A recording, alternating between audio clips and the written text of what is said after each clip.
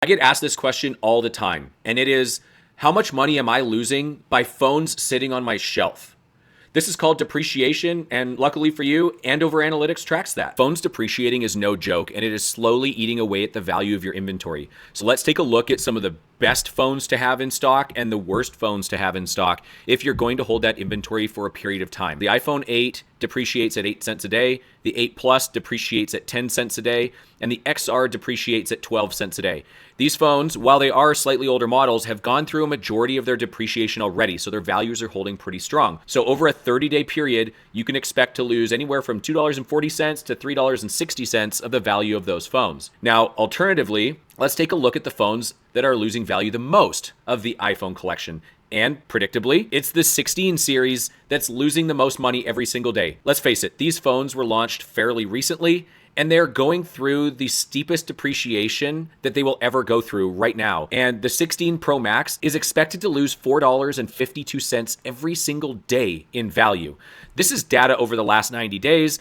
That number will come down as the value starts to level out in the reselling community.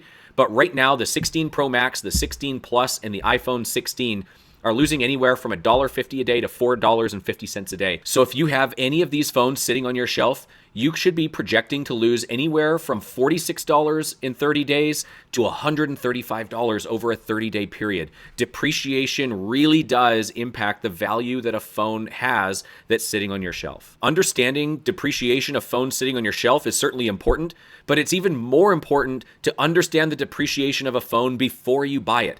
And that's why we build in these daily depreciation numbers into our margin calculator. So let's look at this example, the Apple iPhone 16 Pro Max 256 gigabyte in good condition and unlocked. The margin calculator, we want to make 20% margin on everything we do, and we build in a $5 cost of doing business that covers some shipping and other things. If I'm typically selling my phones on Rebello, it's telling me that the maximum I should spend to acquire this device is $687.77. Let's show you how we got there. It pulls in the marketplace price of the device that we have selected up here. It takes away the fees, and it adds in the margin that we want to make.